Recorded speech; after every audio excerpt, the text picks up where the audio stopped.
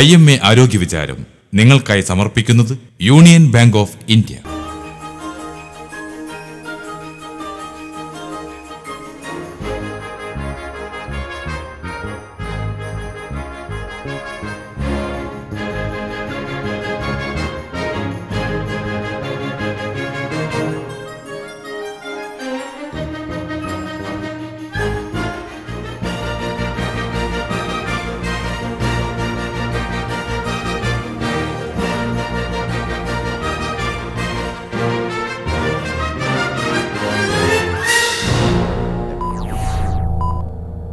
നമസ്കാരം. IMA ആരോഗ്യ വിചാരത്തിലേക്ക് സ്വാഗതം. വിവിധ രോഗങ്ങളെക്കുറിച്ച് പൊതുജന ബോധവൽക്കരണാർത്ഥം ആഗോളതലത്തിൽ തന്നെ നമ്മൾ വിവിധ തരത്തിലുള്ള ബോധവൽക്കരണ ദിനാചരണങ്ങൾ നടത്താറുണ്ട്. ആ പ്രത്യേക രോഗത്തെക്കുറിച്ച് ജനങ്ങളിൽ ഒരു അവബോധം സൃഷ്ടിക്കുക എന്നുള്ളതാണ് ഇത്തരത്തിൽ ബോധവൽക്കരണ ദിനാചരണങ്ങൾ കൊണ്ട് നമ്മൾ ഉദ്ദേശിക്കുന്നത്. അതുപോലെ പ്രധാനപ്പെട്ട ഒരു ബോധവൽക്കരണ ദിനാചരണമാണ് ഫെബ്രുവരി 4 world cancer awareness day. Cancer എന്ന രോഗത്തെക്കുറിച്ച് പൊതുജനങ്ങളെ കൂടുതൽ ബോധവൽക്കരിക്കുകയാണ് ഇതുകൊണ്ട് ഉദ്ദേശിക്കുന്നത്. കാരണം ഇന്നും നമ്മുടെ ഇടയിൽ ഏറെ തെറ്റിദ്ധാരണകൾ നിലനിൽക്കുന്ന, ആളുകൾ പലപ്പോഴും ഭയത്തോടെ മാത്രം കാണുന്ന ഒരു രോഗമാണ് ക്യാൻസർ എന്ന് പറയുന്നത്. പക്ഷേ സത്യത്തിൽ ഈ ക്യാൻസർ രോഗവും തന്നെ നമുക്ക് ചികിത്സിച്ച് ഭേദമാക്കാവുന്നതാണ് നല്ലൊരു പരിധിയോളം. അതുപോലെ തന്നെ ഈ ക്യാൻസർ രോഗം പ്രിവെൻറ്റബിളുമാണ്. ഈ ഒരു അവബോധവും ജനങ്ങളിൽ എത്തിക്കുകയാണ് ഈ വർഷത്തെ വേൾഡ് ക്യാൻസർ അവയർനെസ് ഡേയുടെ ലക്ഷ്യം. വേൾഡ് ഹെൽത്ത് ഓർഗനൈസേഷൻ കൂടാതെ മറ്റു പല സംഘടനകളും ഈ രംഗവുമായി ബന്ധപ്പെട്ട് പ്രവർത്തിക്കുന്ന പല ഓർഗനൈസേഷൻസും കൂടി ചേർന്ന് തീരുമാനിച്ചിട്ടുള്ളതിൻ്റെ അടിസ്ഥാനത്തിലാണ് ഈ ഫെബ്രുവരി 4 ലോകമൊട്ടാകെ വേൾഡ് ക്യാൻസർ ഡേ ആയിട്ട് ആചരിക്കാനും ഓരോ വർഷവും ഓരോ വാക്യം അതിനെ ബേസ് ചെയ്തിട്ട് അതിൻ്റെ ആശയങ്ങൾ പ്രചരിപ്പിക്കുക എന്നതാണ് ഈ ദിവസത്തിൻ്റെ പ്രാധാന്യം. ഇത്തവണ WHO പ്രഖ്യാപിച്ചിരിക്കുന്നത് ക്യാൻസറും തടയാം എന്നാണ്. ഇതിന് പ്രധാന കാരണം ക്യാൻസർ ഒരു തടയാവുന്ന ഒരു അസുഖമായിട്ട് ഇതുവരെ ആരും കണക്കാക്കിയിട്ടില്ല. സത്യം പറഞ്ഞാൽ മറ്റുള്ള ഇപ്പം വല്ല ഇൻഫെക്ഷനോ അല്ലെങ്കിൽ പകരുന്ന അസുഖങ്ങളൊക്കെ ആണെങ്കിൽ നമുക്ക് തടയാൻ പല മാർഗ്ഗങ്ങളുണ്ട്. പകർച്ചവ്യാധികൾ തടയാൻ നമുക്ക് ഇന്ന് ഏകദേശം ആളുകൾക്ക് അതിനെ പറ്റിയിട്ടൊരു ബോധമുണ്ട്, എങ്ങനെ തടയാമെന്നുള്ളത്. പക്ഷേ ക്യാൻസർ എങ്ങനെ തടയണമെന്നുള്ളതിനെ പറ്റിയിട്ട് ഇതുവരെ അധികം ആരും ചിന്തിച്ചിട്ടുണ്ടാവില്ല. അപ്പോൾ ആ ആശയം പ്രചരിപ്പിക്കുക എന്നുള്ള ഉദ്ദേശത്തിലാണ് ക്യാൻസറും തടയാം എന്ന മുദ്രാവാക്യത്തോടു കൂടി ഈ വർഷം വേൾഡ് ക്യാൻസർ ഡേ ആയിട്ട് ആചരിക്കുന്നത്. ഇത്തരത്തിൽ ക്യാൻസറിനെ കുറിച്ച് അതിന് ചികിത്സയുണ്ടെന്നും ഈ ക്യാൻസർ പ്രതിരോധിക്കാൻ സാധിക്കുന്ന ഒരു രോഗമാണ് എന്നും മറ്റുമുള്ള അവബോധം പൊതുജനങ്ങളിൽ എത്തിക്കുക എന്നത് വളരെ പ്രധാനമാണ്. കാരണം ആഗോളതലത്തിൽ തന്നെ ഒട്ടനവധി ആളുകളെ ബാധിക്കുന്ന ഒരു രോഗമാണ് ഈ ക്യാൻസർ എന്ന് പറയുന്നത്. ലോകമൊട്ടാകെ ക്യാൻസർ ഓരോ വർഷം ഉണ്ടാകുന്ന ക്യാൻസർ എടുക്കുകയാണെങ്കിൽ ഏകദേശം 100,300-ലധികം പേർക്ക് ക്യാൻസർ ഉണ്ട് എന്നാണ് കണക്കാക്കിയിരിക്കുന്നത്. അതൊരു വലിയൊരു അളവാണ്. കാരണം ഈ 300 പേർക്ക് ക്യാൻസർ എന്ന് പറയുമ്പോൾ അതിൻ്റെ ലോക ജനസംഖ്യ മൊത്തത്തിലെടുക്കുമ്പോൾ നമ്മളുടെ ക്യാൻസർ രോഗികളുടെ എണ്ണം എടുക്കുകയാണെങ്കിൽ അത് വളരെയധികമാണ്. പ്രത്യേകിച്ചിട്ട് ജനസംഖ്യയിൽ മുന്നിൽ നിൽക്കുന്ന ഇന്ത്യ രാജ്യമോ അല്ലെങ്കിൽ ചൈനയോ മാതിരിയുള്ള രാജ്യങ്ങൾ നോക്കുമ്പോൾ അവരുടെ മൊത്തത്തിലുള്ള ബേർഡൻ വളരെ ഹൈ ആണ് സത്യം പറയുക. പക്ഷേ ഇന്ത്യയിൽ നമ്മളിപ്പോഴും നമുക്ക് ക്യാൻസറിൻ്റെ അളവ് അല്ലെങ്കിൽ ക്യാൻസറിൻ്റെ രോഗം അത്ര അധികം ഇല്ല ഈ മറ്റുള്ള രാജ്യങ്ങളെ അപേക്ഷിച്ച് നോക്കുമ്പോൾ. അത് ഏകദേശം 1,90,000-ലധികം പേർക്കാണ്. ഏകദേശം ഒരു 100 പേർക്കെന്ന് വേണമെങ്കിൽ പറയാം. 1,00,100 പേർക്ക് ഓരോ വർഷവും ക്യാൻസർ കണ്ടുപിടിക്കുന്നു എന്നാണ് കണക്ക്. പക്ഷേ ഇതിലൊരു പ്രധാന കാര്യം എന്താ വെച്ചാൽ ഒരു 30 വർഷം മുമ്പേ 1970-ലത്തെ ഒരു കണക്കെടുത്ത് നോക്കുമ്പോൾ അത് വെറും 70 ചുവടെ മാത്രമേ ഉണ്ടായിരുന്നുള്ളൂ. ഏകദേശം ഒരു 30% വർധനവ് ഈ ചുരുങ്ങിയ പീരീഡിൽ ഉണ്ടായിട്ടുണ്ട്. അപ്പോൾ ഇങ്ങനെ പോവുകയാണെങ്കിൽ നമ്മളൊരു പക്ഷേ ഈ 300-ലേക്ക് എത്താൻ അധികം കാലം വേണ്ടി വരില്ല. കാലഘട്ടത്തിൻ്റെ മാറ്റം ജീവിതശൈലിയിൽ പ്രതിഫലിച്ച് ക്യാൻസർ പോലുള്ള രോഗങ്ങൾ ഇന്ന് ഏറെ വർദ്ധിച്ചിരിക്കുന്നു. പല കാരണങ്ങളുണ്ട് അതിന്. അതിൽ ഒരു പക്ഷേ നമ്മുടെ ജീവിത രീതിയിൽ വന്നിട്ടുള്ള മാറ്റം ഒരു പ്രധാന കാരണമാണ്. രണ്ടാമത്തെ കാരണം നമ്മുടെ ആയുർദൈർഘ്യം കൂടുതലാണ് എന്നുള്ളത് തന്നെയാണ്. കൂടുതൽ പേർ കൂടുതൽ കാലം ജീവിച്ചിരിക്കുന്നു എന്നുള്ളത് കൊണ്ട് ക്യാൻസർ പോലുള്ള രോഗങ്ങൾ വരാൻ സാധ്യത കൂടുതലാണ്. അപ്പോൾ അതുകൊണ്ടാണ് വർദ്ധിക്കാൻ കാരണം. പിന്നെ ഇത് കൂടാതെ നമുക്ക് ഇന്ന് വളരെ ലേറ്റസ്റ്റ് ആയിട്ടുള്ള മാർഗ്ഗങ്ങൾ ഇത് കണ്ടുപിടിക്കാനുണ്ട്. അപ്പോൾ അതുകൊണ്ട് അസുഖങ്ങളൊക്കെ നേരത്തെ നമുക്ക് കണ്ടുപിടിക്കാം. അതുകൂടാതെ കൂടുതൽ അസുഖങ്ങൾ കൃത്യമായിട്ട് ഡയഗ്നോസ് ചെയ്യുന്നു. ഇതൊക്കെ കൊണ്ട് തന്നെ ക്യാൻസറിൻ്റെ തോത് വർദ്ധിച്ചിരിക്കുന്നു.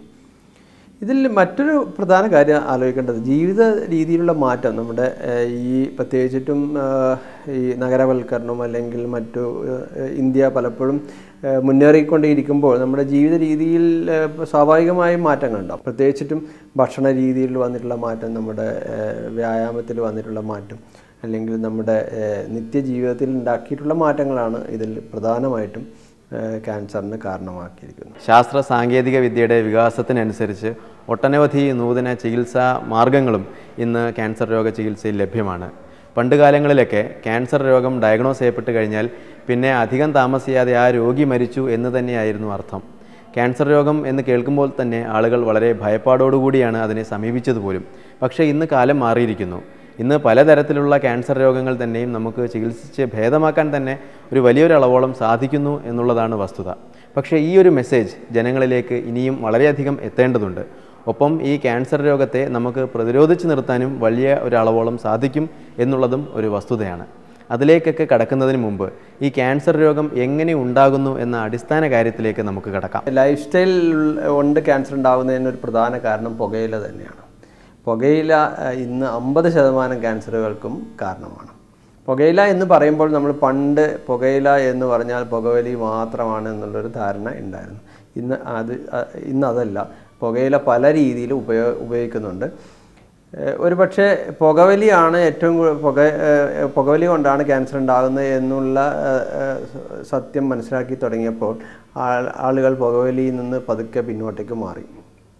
പകരം അപ്പോൾ ഈ കമ്പനികൾ എന്ത് ചെയ്തു വെച്ചാൽ, ഈ പുകയില ഉൽപ്പാദിപ്പിക്കുന്ന കമ്പനികൾ അവരുടെ വിപണന തന്ത്രം മാറ്റിയിട്ട് പുകയില മറ്റുള്ള തരത്തിൽ ഉപയോഗിക്കാനുള്ള മാർഗങ്ങൾ തേടി.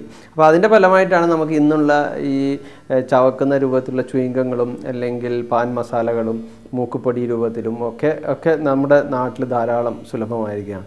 അപ്പോൾ പുകയിലയുടെ കൊണ്ടുള്ള ക്യാൻസർ ഉണ്ടാകുന്നതിൻ്റെ തോത് കുറഞ്ഞില്ല. കാരണം പുകവലി കുറഞ്ഞെങ്കിലും പുകയിലയുടെ ഉപയോഗം ഇപ്പോഴും വളരെ വ്യാപകമായിട്ട് തന്നെ നിലനിൽക്കുന്നു. ഈ ഒരു ഫാക്റ്റ് അധികം ആളുകൾക്കും അറിയില്ല. പുകവലി നിർത്തിയാൽ പിന്നെ ക്യാൻസർ വരില്ല എന്ന ചിന്തയിൽ പുകയില തന്നെ മറ്റു പല ഉൽപ്പന്നങ്ങളുമായിട്ട് ഉപയോഗിക്കുന്നു. ഇതിൻ്റെ ആത്യന്തിക ഫലം ഒന്ന് തന്നെ. പുകയില ഇനി ഏത് വിധത്തിൽ ഉപയോഗിച്ചാലും അതെല്ലാം തന്നെ ക്യാൻസർ ഉണ്ടാക്കുന്നു എന്ന് തിരിച്ചറിയുക. പുകയില ഏകദേശം 30 മടങ്ങ് പുകവലിക്കാത്ത ഒരാളെ അപേക്ഷിച്ച് നോക്കുകയാണെങ്കിൽ, അല്ലെങ്കിൽ പുകയില ഉപയോഗിക്കാത്ത ഒരാളെ കാട്ടിയും പുകയില ഉപയോഗിക്കുന്ന ഒരാൾക്ക് 30 മടങ്ങ് ക്യാൻസർ വരാൻ സാധ്യതയുണ്ട് എന്നാണ് കണക്കാക്കിയിരിക്കുന്നത്. പുകയില കൊണ്ടുണ്ടാകുന്ന അല്ലെങ്കിൽ പുകവലി കൊണ്ടുണ്ടാകുന്ന ക്യാൻസർ ഏതാണെന്ന് ചോദിച്ചാൽ എല്ലാവരും വളരെ പെട്ടെന്ന് ഉത്തരം പറയും ഇതാണ് ശ്വാസകോശത്തിൻ്റെ ക്യാൻസർ ആണെന്ന്. പക്ഷേ പുകവലിയോ അല്ലെങ്കിൽ പുകയിലയുടെ ഉപയോഗമോ ശരീരത്തിൽ ക്യാൻസർ ഉണ്ടാക്കാത്ത ഒരു ഭാഗവും ഇല്ല എന്നുള്ളതാണ് വാസ്തവം. കാരണം നമ്മൾ പുകവലിക്കുമ്പോൾ അല്ലെങ്കിൽ പുകയില ചവക്കുമ്പോഴൊക്കെ പുകയിലയിലുള്ള അംശങ്ങൾ നേരെ രക്തത്തിലേക്ക് വരികയും ഈ പുകയിലയിലുള്ള ഹാനികരമായ വസ്തുക്കൾ രക്തത്തിലേക്കൂടെ മറ്റുള്ള അവയവങ്ങളിലെത്തുകയും ഒക്കെ ക്യാൻസർ വരാൻ ഇടയാക്കുകയും ചെയ്യുന്നു. ഇതുകൊണ്ടാണ് പറയുന്നത് പുകയില ഏത് ഭാഗത്തിനും, ശരീരത്തിൻ്റെ ഏത് ഭാഗത്തിനും ക്യാൻസർ വരാം. പക്ഷേ ഏറ്റവും കൂടുതൽ ക്യാൻസർ ഉണ്ടാക്കുന്നത് ശ്വാസകോശത്തിലും വായയിലും അന്നനാളത്തിലുമുള്ള ക്യാൻസറുകളാണ്. ഈ പുകയിലയിൽ ശരീരത്തിന് ദോഷമുണ്ടാക്കുന്ന ഏതാണ്ട് 3000-ഓളം തന്നെ ഘടകങ്ങൾ ഉണ്ട് എന്നാണ് കണ്ടെത്തപ്പെട്ടിട്ടുള്ളത്. അതിൽ തന്നെ ഏകദേശം 60ഓളം ഘടകങ്ങൾ നേരിട്ട് ക്യാൻസർ ഉണ്ടാക്കാൻ സാധ്യതയുള്ളവയുമാണ് എന്ന് പഠനങ്ങൾ തെളിയിക്കുന്നു. അതുകൊണ്ട് ഈ പുകയിലയ്ക്ക് ഇത്രയധികം ഇമ്പാക്റ്റ് ഉണ്ട് മനുഷ്യ ശരീരത്തിൽ തന്നെ. അപ്പോൾ ഈ പുകവലി അല്ലെങ്കിൽ പുകയില ഉപയോഗം കുറയ്ക്കുക വഴി തന്നെ നല്ലൊരളവോളം ക്യാൻസർ രോഗം തടഞ്ഞു നിർത്താൻ നമുക്ക് സാധിക്കും എന്നുള്ളതാണ് വസ്തുത. അതിന് നാം ഓരോരുത്തരും തന്നെ വിചാരിച്ചാൽ മതി. രണ്ടാമത്തെ പ്രധാന കാരണം മദ്യപാനം തന്നെയാണ്. മദ്യപാനം ശരീരത്തിൻ്റെ പല ദോഷങ്ങളും ഉണ്ടാക്കാം. എന്നിരുന്നാലും ലിവറിനെയാണ് ക്യാൻസർ ഏറ്റവും കൂടുതൽ ബാധിക്കുന്നത്. ഇപ്പോൾ നമ്മൾ മദ്യപിക്കുമ്പോഴുണ്ടാകുന്ന ഒരു പ്രധാന പ്രശ്നം നമ്മുടെ ലിവറിനാണ് ഏറ്റവും കൂടുതൽ ഡാമേജ് വരുന്നത്. ആ ഡാമേജിൻ്റെ ഫലമായിട്ട് ലിവറിന് പെട്ടെന്ന് തന്നെ ക്യാൻസർ പിടിപെടാൻ സാധ്യതയുണ്ട്. ഇത് നേരത്തെ പുകവലിയുടെ കാര്യം പറഞ്ഞ പോലെ തന്നെ ഈ മദ്യപാനം ലിവറിന് മാത്രമല്ല ഏറ്റവും കൂടുതൽ ക്യാൻസർ വരാനുള്ള സാധ്യത ലിവറിനാണെങ്കിലും വായയിലോ ചുണ്ട് മുതൽ മദ്യം വയറ്റിലെത്തുന്ന വരെയുള്ള ഭാഗങ്ങൾ, അത് കഴിഞ്ഞ് ശരീരത്തിൽ നിന്ന് മദ്യത്തിൻ്റെ അംശങ്ങൾ പോകുന്നത് വരെയുള്ള ഭാഗങ്ങളിൽ ക്യാൻസർ ഉണ്ടാകാൻ സാധ്യതയുണ്ട്. നമ്മൾ വളരെയധികം കാണുന്ന ഒരു കാര്യം, മദ്യപിക്കുന്നതോടൊപ്പം തന്നെ കയ്യിലൊരു എരിയുന്ന സിഗരറ്റ് എപ്പോഴും കണ്ടുവരുന്ന ഒരു കാര്യമാണ്. മദ്യപാനം പുകവലിയും കൂടി ആകുമ്പോൾ ഇത് വരാനുള്ള സാധ്യത 90 മടങ്ങ് അധികമാണ്.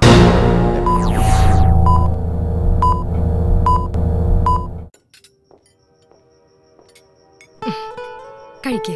സാധനങ്ങളൊക്കെ പാക്ക് ചെയ്തോ? ഉവ്, ഞാൻ ചെയ്തു. എപ്പോഴാ തിരിച്ചു വരുന്നേ? 6-7 മാസം പിടിക്കും. ഫ്ലൈറ്റ് എത്ര മണിക്കാ? രാവിലെ 5 മണിക്ക്. അപ്പൊ പിന്നെ ബട്ട് ഡോണ്ട് വറി ഡാഡ്, ഞാൻ മാനേജ് ചെയ്തോളാം. അല്ലേ മേ? ഇപ്പൊ കഴിക്കേ. സൂക്ഷിച്ച്. ടാക്സി ടാക്സി നിർത്തിക്കോളൂ. എയർപോർട്ടിൽ പോവോ? അച്ഛാ, അച്ഛനെന്തിനാ ഇത്രയും രാത്രി 3:30 മണിക്ക് ഇവിടെ ടാക്സി കിട്ടാൻ ബുദ്ധിമുട്ടാ. താങ്ക് യു അച്ഛാ. കാരണം നിങ്ങളുടെ സ്വപ്നങ്ങൾ നിങ്ങളുടെ മാത്രം സ്വപ്നങ്ങളല്ല. അതുകൊണ്ട് യൂണിയൻ ബാങ്ക് ഓഫ് ഇന്ത്യ.